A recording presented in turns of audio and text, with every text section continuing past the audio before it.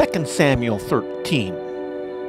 After this, Absalom, the son of David, had a lovely sister whose name was Tamar. And Amnon, the son of David, loved her.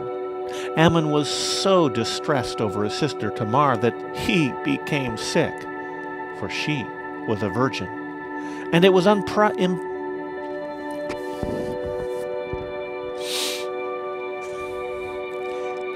improper for Amnon to do anything to her.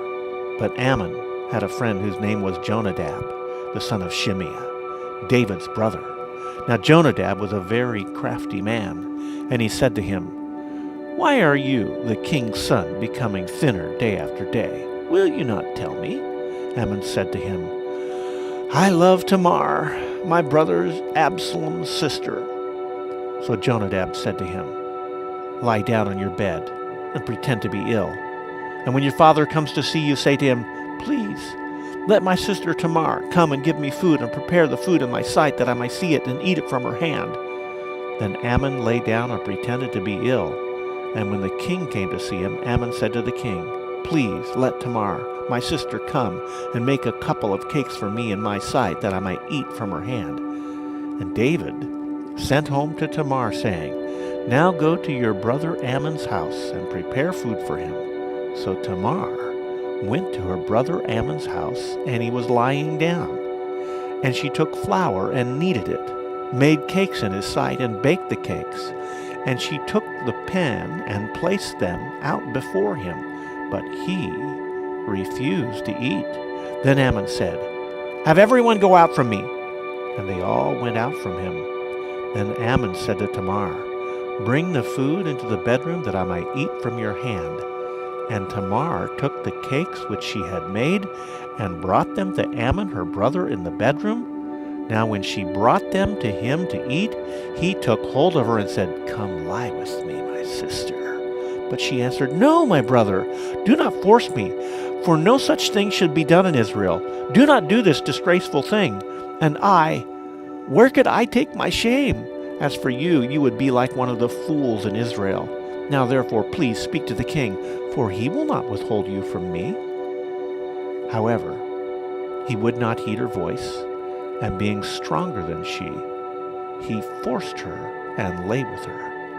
Then Amnon hated her exceedingly, so that the hatred which he hated her was greater than the love which he loved her. And Amnon said to her, "Arise, be gone." So she said to him, "No, indeed, this evil of sending me away is worse than the other that you did to me." But he would not listen to her. Then he called his servant who attended him and said, "Here, put this woman out, away from me, and bolt the door behind her." Now she had a robe on of many colors, for the king's virgin daughters wore such apparel. And his servant put her out and bolted the door behind her. Then Tamar put ashes on her head, and tore her robe of many colors that was on her, and laid her hand on her head, and went away crying bitterly. And Absalom her brother said to her, "Has Amnon your brother been with you? Hold your peace, my sister. He is your brother. Do not take this thing to heart." So Tamar remained desolate in her brother Absalom's house.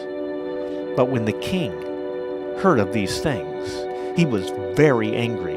And Absalom spoke to his brother Amnon neither good nor bad, for Absalom hated Amnon, because he had forced his sister Tamar. And it came to pass after 2 full years that Absalom had sheep shearers in Baal Hazor, which is near Ephraim. So Absalom invited the king's sons. Then Absalom came to the king and said, "Kindly note, your servant has sheep shearers. Please let the king and his servants go with your servants." But the king said to Absalom, "No, my son, let us not all go now, lest we be a burden to you." Then he urged him, but he would not go, but he blessed him. Then Absalom said, "If it pleases you, let my brother Amnon go with us." And the king said to him, "Why should he go with you?" But Absalom urged him, so he let Amnon and all the king's sons go with him.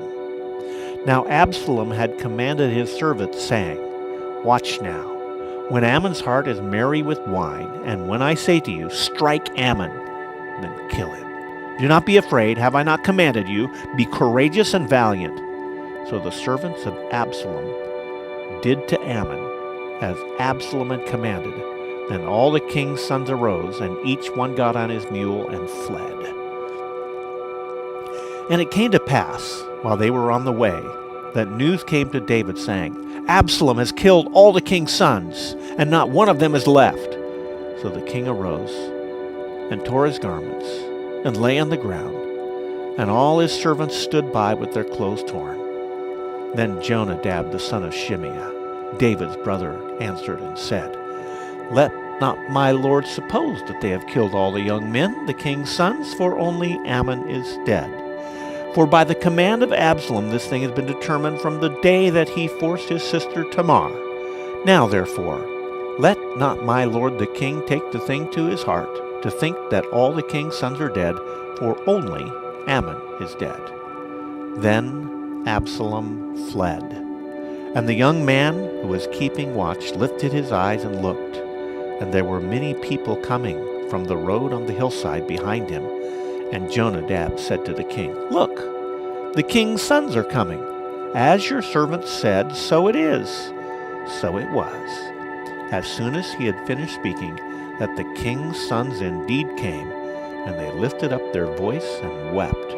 Also the king and his servants wept very bitterly. But Absalom fled, and went to Talmai the son of Ammihud, king of Geshur. And David mourned for his son every day. So Absalom fled and went to Geshur, and was there 3 years. And King David longed to go to Absalom, for he had been comforted concerning Ammon, because he was dead.